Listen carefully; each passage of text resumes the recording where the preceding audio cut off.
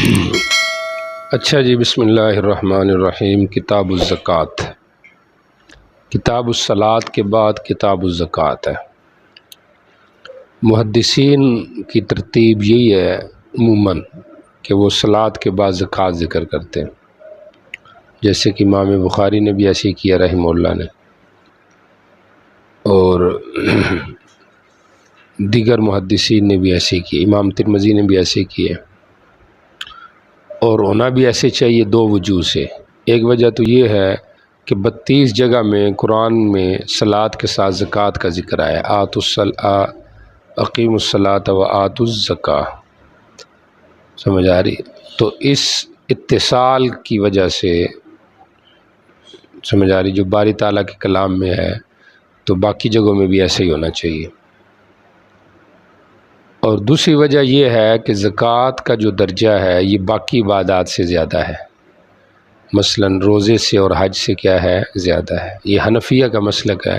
شافعیہ کے ہاں تو یہ ہے کہ صوم اور حج یہ افضل ہے بنسبت زکوٰۃ کے، سمجھ آ رہی؟ بہرحال دو وجہ ہے زکوٰۃ کو صوم وغیرہ پر مقدم کرنے کی، اور دو ہی وجہ ہیں صوم کو زکوٰۃ پر مقدم کرنے کی۔ ایک وجہ تو یہ ہے کہ صوم بھی بدنی عبادت ہے، جیسے کہ نماز بدنی عبادت ہے،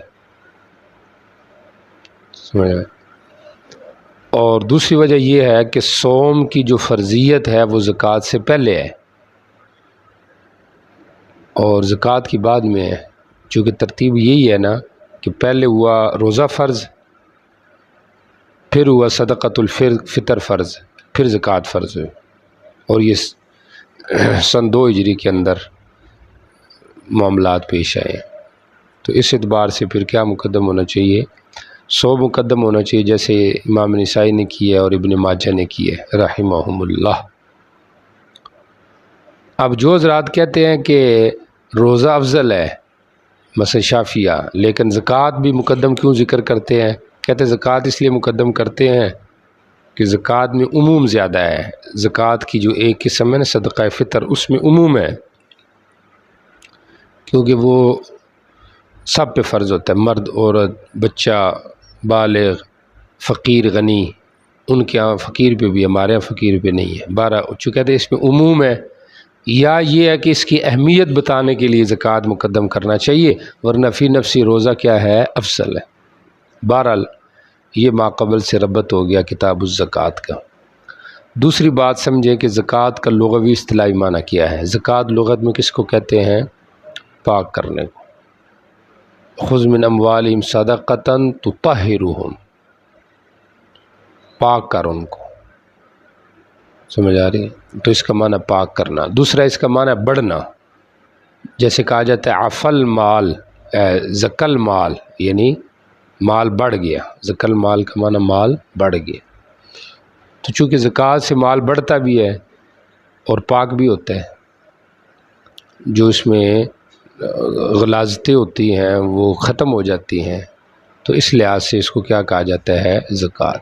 تیسرا زکوٰۃ کا معنی مدح بھی کیا گیا ہے، چونکہ قرآن پاک میں آتا ہے فَلَا تُزَكُّوا أَنفُسَكُمْ، اپنی مدح سرائی نہ کیا کرو، سمجھ آ رہی؟ بعض بندے ایسے ہیں، اللہ میں ایسا نہ بنائے، کہ وہ اپنے منہ خود میاں مٹھو بنتے ہیں، یعنی بات اس انداز سے کرتے ہیں کہ جیسے کہ ان کی وجہ سے یہ کام ہوا ہے، سمجھ آ رہی؟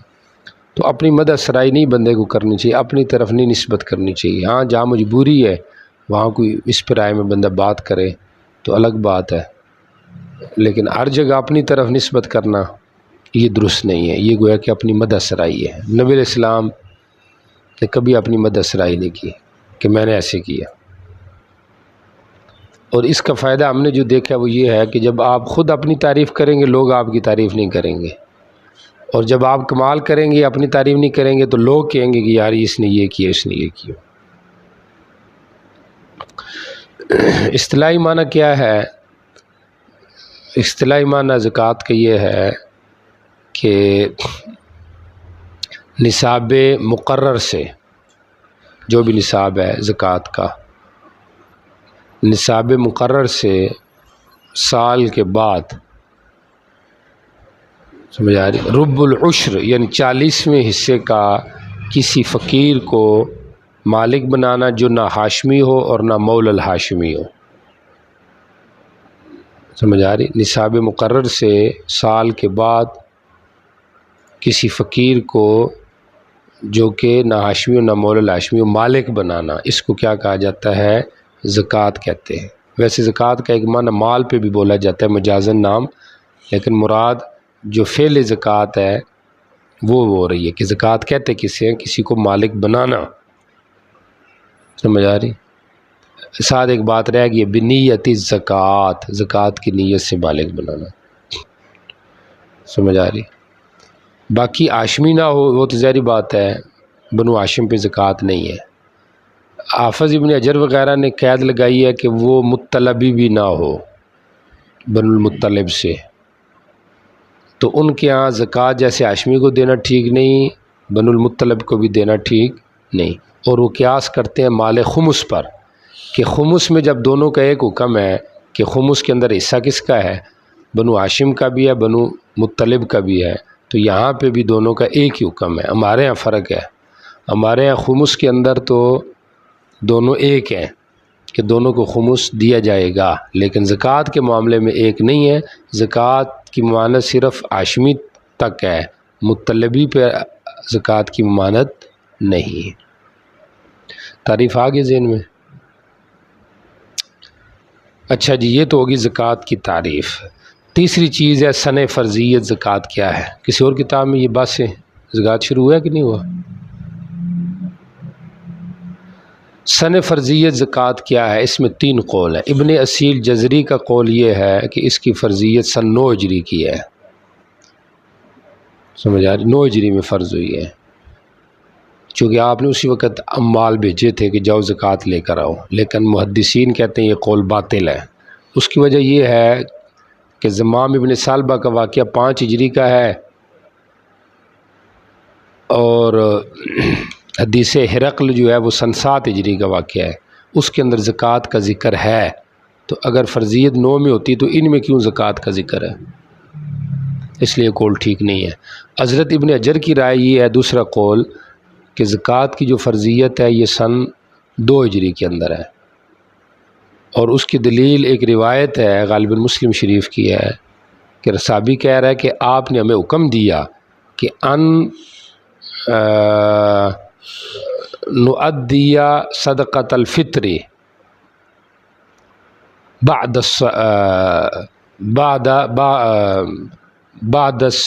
کیا کہتے اس کو، ان نؤدی صدقۃ الفطر بعد الصلاۃ. پہلے نماز کا حکم تھا، بعد میں ہمیں آپ نے حکم دیا کہ ہم صدقہ فطر ادا کریں. تو صدقہ فطر کب ادا ہوتا ہے؟ بلکہ ان نؤدی صدقۃ الفطر قبل الزکوٰۃ، زکوٰۃ سے پہلے ہم کیا کریں؟ صدقہ فطر دیں. یعنی زکوٰۃ کا حکم آپ نے بعد دیا، امرنا نؤدی قبل الزکوٰۃ، یعنی پہلے صدقہ فطر کا حکم دیا، بعد میں زکوٰۃ کا حکم دیا. تو مطلب صدقہ فطر پہلے ہے، زکوٰۃ بعد میں ہے. اور صدقہ فطر کس کا تتمہ ہے؟ روزے کا، چونکہ وہ تو روزے کی کمی کوتاہی دور کرنے کے لیے ہے نا. تو پتہ چلا کہ پہلے روزہ ہے، پھر صدقہ فطر ہے، پھر زکوٰۃ ہے. تو اس طریقے سے پھر اس کی فرضیت ہوئی ہے. سمجھ آ رہی؟ اب اس میں بھی گو کہ بعض کہتے ہیں کہ روزہ پہلے ہے زکوٰۃ بعد میں ہے، کوئی کہتے نہیں زکوٰۃ پہلے فرض تھی وہ بعد میں، لیکن زیادہ زیادہ یہ لگ رہا ہے کہ پہلے روزہ تھا بعد میں پھر زکوٰۃ فرض ہوئی ہے. یہ قول ہے حضرت ابن حجر رحمہ اللہ کا. بہت سارے لوگ اس طرف بھی گئے ہیں. تیسری رائے اور ابن خزیمہ کی ہے رحمہ اللہ کی، محدث جو ہیں، ان کی رائے یہ ہے کہ نہیں، نفس فرضیت مکہ میں ہو چکی تھی، چونکہ مکی آیات میں بھی زکوٰۃ کا ذکر ہے. مکی جو آیات ہے ان میں بھی کس کا ذکر ہے؟ زکوٰۃ کا ذکر ہے. تو لہٰذا اس لیے ایک نہیں کئی جگہ پہ ذکر ہے، تو لہٰذا اس لحاظ سے جو ہے وہ زکوٰۃ مکہ میں فرض ہو چکی تھی. جب فرض ہو چکی تھی تو مدینہ میں، کہتے ہیں مدینہ میں اس کی تفصیل آئی ہے، نفس زکوٰۃ وہاں فرض ہو چکی تھی. اور اس کی دلیل یہ ہے کہ حبشہ میں جعفر جی کی جو تیار کی جو تقریر ہے اس کے اندر زکوٰۃ کا ذکر ہے. سمجھ آ رہی؟ حالانکہ ابھی تو مدینہ گئے نہیں تھے لوگ، تو انہوں نے وہاں پہ اس پہ بعض لوگوں نے پھر یہ کہا کہ ممکن ہے کہ جعفر کی یہ تقریر اب شاید جاتے ہی نہ ہو، کچھ عرصے کے بعد ہو، اتنے میں ان کو کسی نے وہاں بتا دیا ہو کہ آپ پہ بھی زکوٰۃ بھی فرض ہونے کا حکم آرڈر آ گیا ہے۔ کہتے یہ تعویل بعید ہے۔ چنانچہ حضرت انور شاہ کشمیری رحمہ اللہ نے بھی اس بات کو لیا کہ فرضیت تو مکہ میں تھی، لیکن تفصیل اس کی جا کے مدینہ میں مقرر ہوئی ہے۔ سمجھ آ رہی؟ اور جو لوگ کہتے ہیں مدینہ میں ہوئی ہے تو وہ اس کا یہ جواب دیتے ہیں کہ یہاں پہ نفس زکوٰۃ کا بیان ہے، روزے کا بیان ہے، یہاں پہ فرض روزے اور فرض زکوٰۃ کا ذکر نہیں ہے، مطلق زکوٰۃ کا، پاکی کا ذکر ہے۔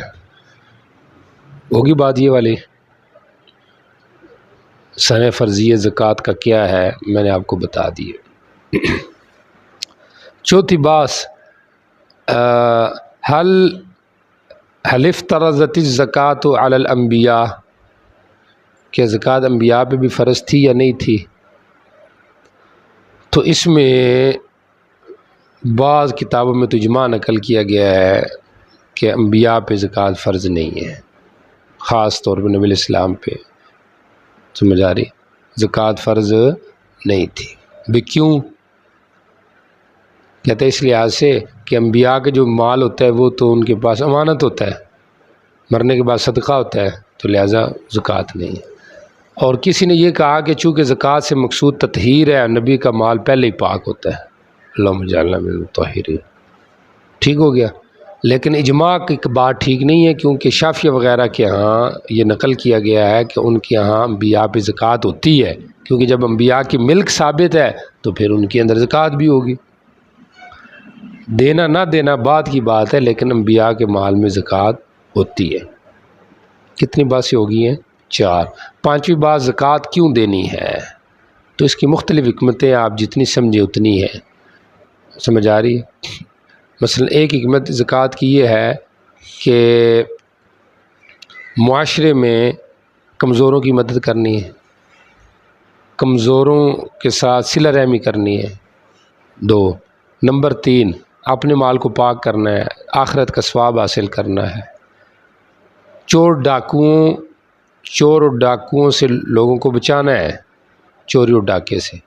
ظاہر بات جب کچھ نہیں ہوگا تو چوری ڈاکے لوگ کریں گے، جیسے آج کل بہت زیادہ چوری ڈاکے ہو رہے ہیں، ہمارے علاقے میں تو بہت ہو رہی ہیں۔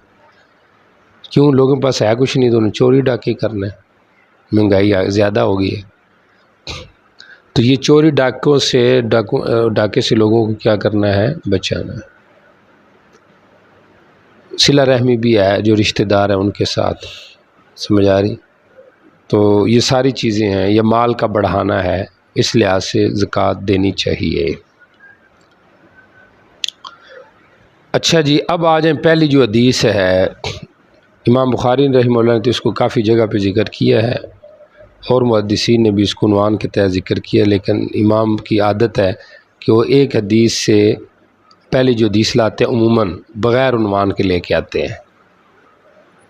سمجھ آ رہی؟ جیسے امام بخاری کی بھی عادت ہے کہ بعض اوقات وہ عنوان کے اندر ہی حدیث ذکر کر دیتے ہیں، جو بڑا عنوان ہوتا ہے اس کے تحت ہی، اس کے اوپر باقاعدہ عنوان نہیں باندھتے، اصل جو حدیث ہوتی ہے وہ آگے پیش کرتے ہیں۔ تو نفس زکوٰۃ کا ثبوت یہاں امام ثابت کر رہے ہیں، امام ابو داؤد رحمہ اللہ۔ آپ کی توجہ، حضرت ابو رضی اللہ تعالیٰ عنہ کی حدیث ہے، یہاں پہ 2 باتیں قابل توجہ ہیں، اگر آپ کی توجہ ہو تو۔ حدیث مشہور ہے، منکرین زکوٰۃ کے بارے میں، جو جہاد کے اوپر صحابہ کا مناظرہ کہہ لیں، مباحثہ کہہ لیں، مکالمہ کہہ لیں، سمجھ آ رہی؟ وہ یہاں پہ ذکر ہے۔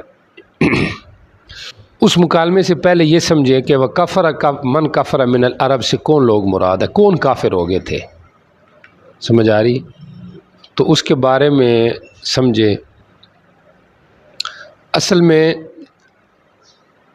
کچھ لوگ تو وہ تھے جو سرے سے ہی اسلام سے خارج ہو گئے تھے، مرتد ہو گئے تھے، نعوذ باللہ، سمجھ آ رہی؟ واپس اپنے دین پہ آ گئے۔ اور کچھ تھے ہی منافق، تو انہوں نے کھل کے مخالفت شروع کر دی. تو کفر من الکفر سے مراد کفار ہیں، مشرکین ہیں، سمجھ آ رہی. پھر عام ہے چاہے کہ وہ مشرکین بعبادت الاوثان ہو،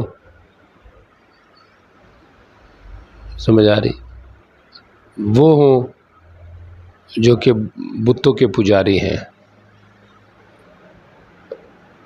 وہ بھی اس کے اندر داخل ہیں. اور یا پھر کفر من کفر من العرب کے اندر وہ ہیں جو کہ اسود انسی، مسلمہ کذاب، طلحہ الاسدی، سجاع بنت حارث، ان جیسے مدعیان نبوت کے تابعدار تھے، وہ بھی اس کے اندر داخل ہیں. ٹھیک ہو گیا. اور ایسے ہی کفر من کفر من العرب جو ہے اس کے اندر وہ باغی لوگ بھی داخل ہیں.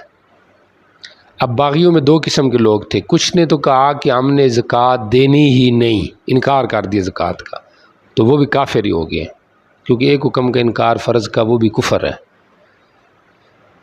سمجھ آ رہی.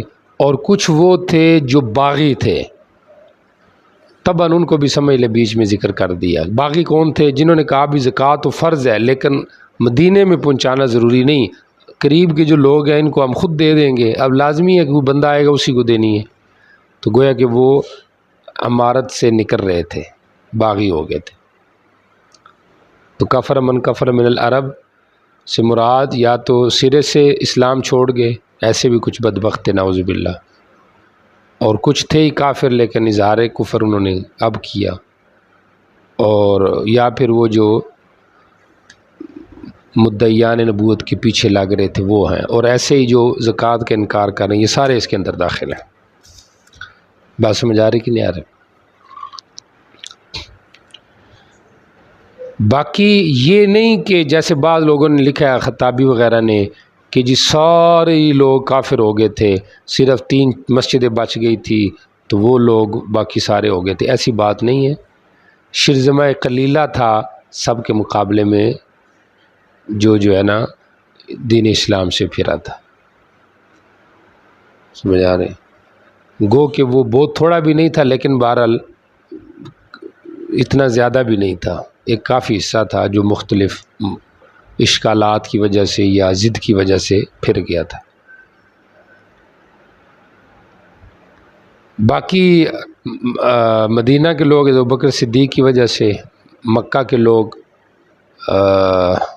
سہیل کی وجہ سے، اور طائف کے لوگ عثمان بن ابی العاص کی وجہ سے وہ باقی رہے. باقی چونکہ ایک بڑا خدشہ دچکا تھا، سمجھ آ رہی، تو اس لحاظ سے پھر ان کے لیے سنبھلنا مشکل ہو گیا. ٹھیک ہو گیا. تو یہ ہے کفر من کفر من العرب.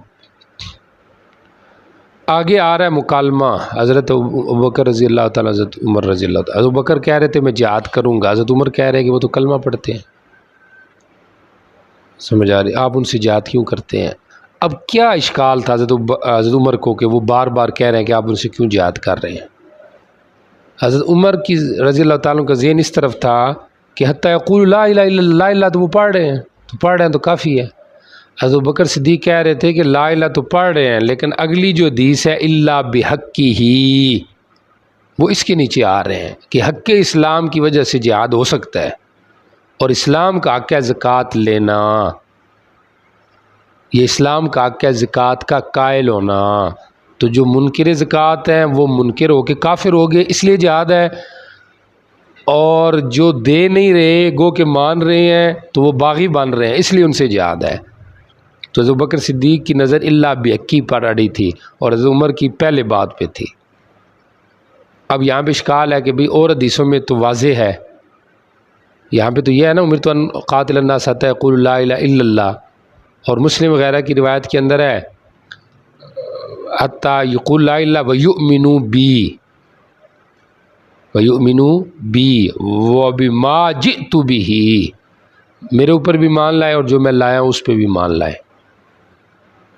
ٹھیک ہو گیا.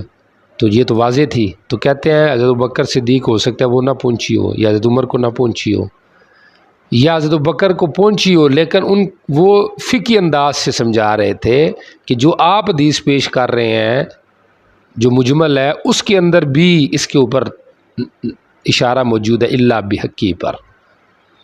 تو جب مکالمہ ہوا تو حضرت بکر نے پھر مزید وضاحت کی اور دلیل پیش کی کہ یہاں پہ میں قتال اس وجہ سے نہیں کر رہا ہوں۔ حضرت عمر کے جو وجہ اشکال تھا وہ بھی محدثین نے اس کے اوپر بحث کی نا، کیا وجہ اشکال تھا؟ ایک تو یہ کہ وہ کلمہ پڑھ رہے ہیں، سمجھ آ رہی، یہ وجہ اشکال تھا۔ تو وہ کیا پڑھ رہے ہیں؟ کلمہ پڑھ رہے ہیں۔ تو حضرت بکر نے کہا کہ وہ کلمہ تو پڑھ رہے ہیں لیکن تفریق بین الصلاۃ والزکوٰۃ کر رہے ہیں، یعنی میرا ان سے جہاد اس وجہ سے نہیں، جو منکر زکوٰۃ ہیں ان سے تو اس وجہ سے ہے کہ انہوں نے کیا کر دیا ہے؟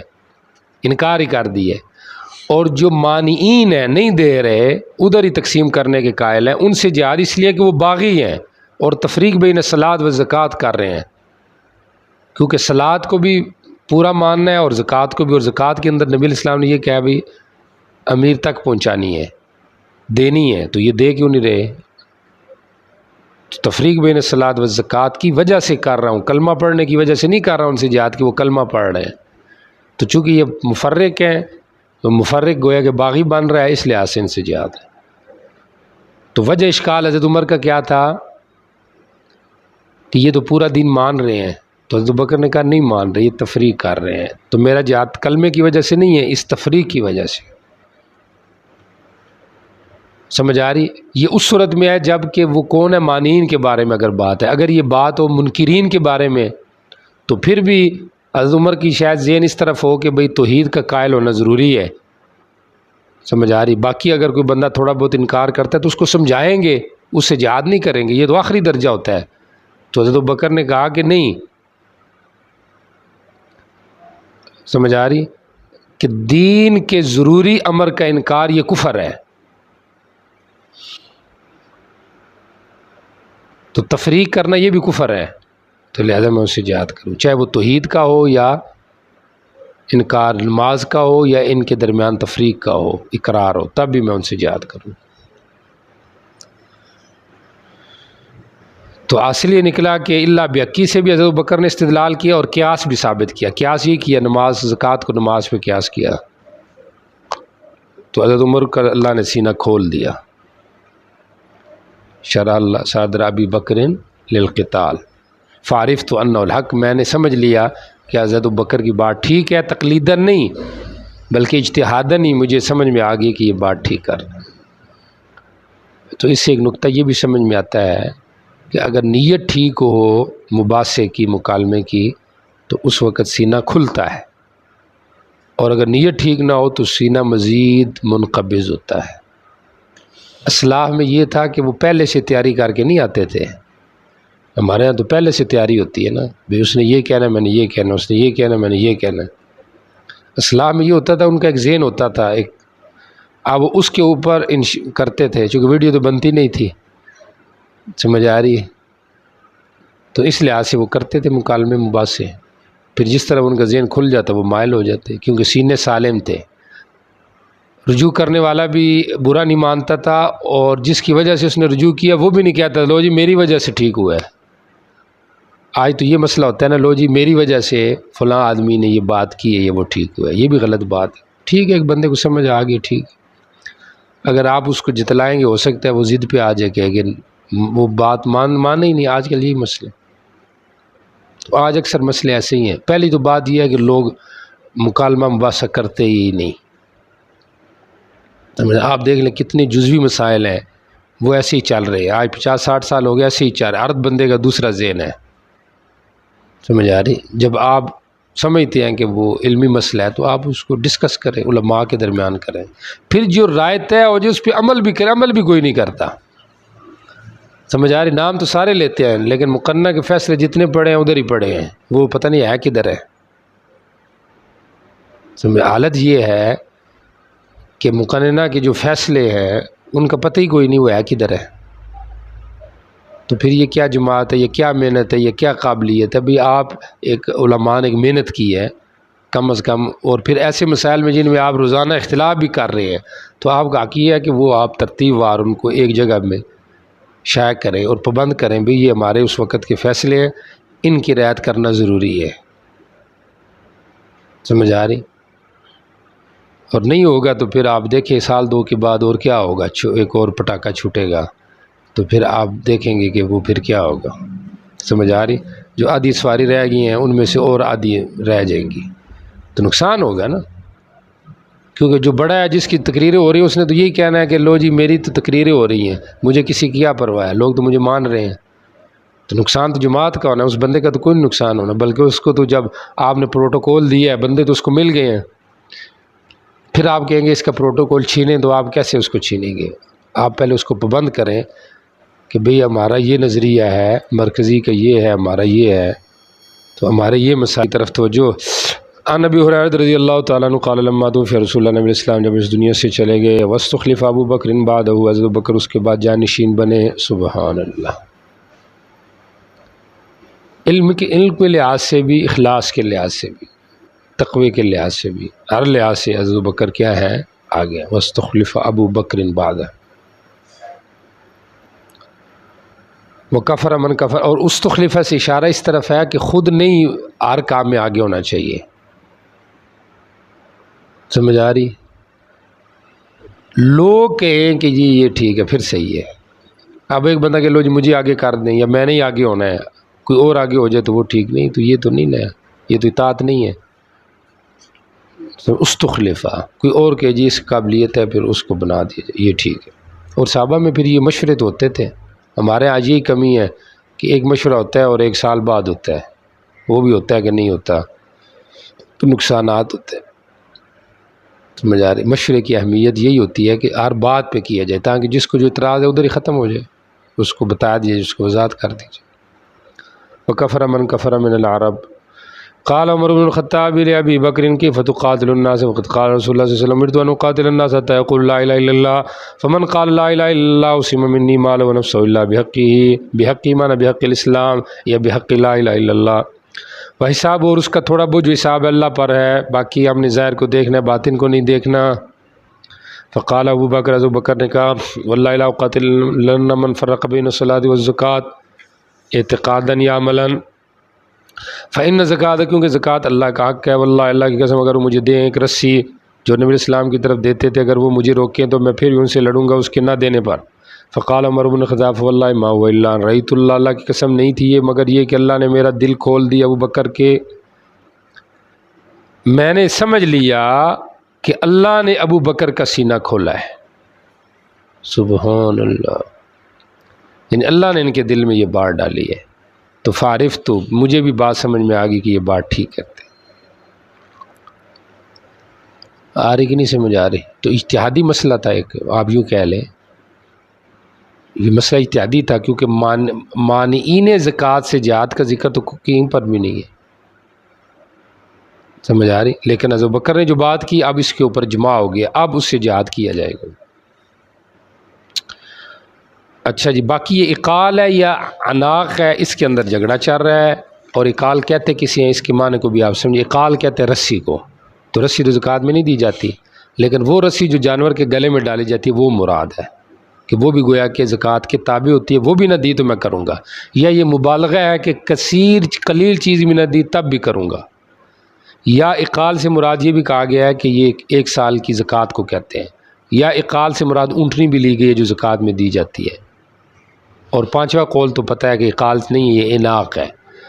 اب جمہور کی رائے یہ ہے کہ یہ اناق ہے، اقال نہیں ہے. بھئی اناق کو وہ کیوں لیتے ہیں؟ اس لیے کہ ان کا مدعا ثابت ہوتا ہے.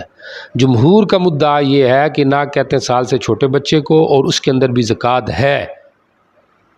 جو حملان ہے یا اجاجیل ہے یا پھر فسلان ہے، فسلان اونٹ کے بچے، اجاجیل گائے کے، اور حملان بکری کے بچے، ان کے اندر بھی امام ابو یوسف اور امام شافعی کہتے ہیں رحمہ اللہ کہ زکوٰۃ کس طرح دینی ہے کہ ان میں سے ایک دینی ہے،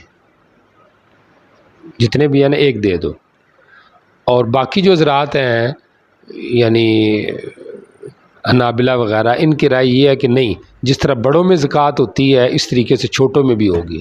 اور طرفین کا مذہب یہ ہے کہ اناق کے اندر زکوٰۃ نہیں. اب یہ دلیل جمہور کی ہے کہ وہ اناق بھی اگر دیتے ہو مطلب اناق زکوٰۃ میں ہوتی ہے, سمجھ آ رہی, لیکن طرفین کہتے ہیں اناق کے اندر زکوٰۃ نہیں. اور اس کی دلیل یہ ہے کہ آگے ایک روایت آ رہی ہے جس کی یہ الفاظ ہیں کہ لا تؤخذ فی الزکوٰۃ رضیع او کما قال, رضیع کو نہ لیا جائے زکوٰۃ میں. رضیع سے مراد دودھ پینے والا بچہ ہے, تو مطلب اس میں زکوٰۃ نہیں ہے. اور یہ معنی کرتے ہیں کہ ذات مرضع مراد ہے. رضیع سے مراد دودھ پلانے والی جو بکری ہے وہ مراد ہے, کہ ماں چونکہ وہ اعلیٰ مال ہے لہذا اعلیٰ کو نہیں لینا, اوسط کو لینا ہے.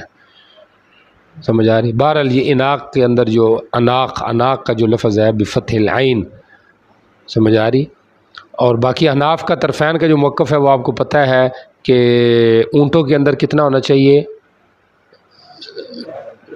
اونٹوں کے اندر وہ ہونا چاہیے کیا کہتے ہیں اس کو, 5 سال کا اونٹ ہونا چاہیے, سمجھ آ رہی.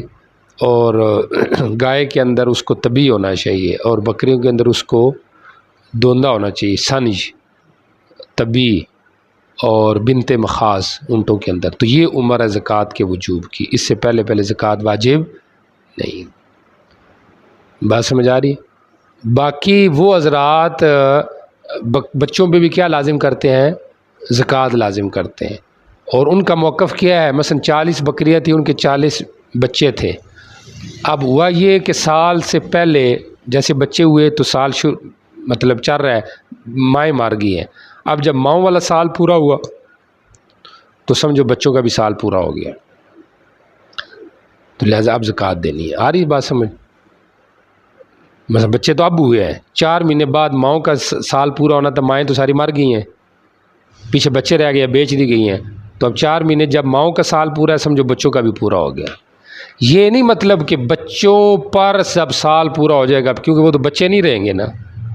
بچوں سال جب زکوٰۃ دینی ہے بچوں میں سال کے بعد, تو سال کے کون سا سال, ان کی ماؤں والا سال, خود ان کا اپنا سال نہیں.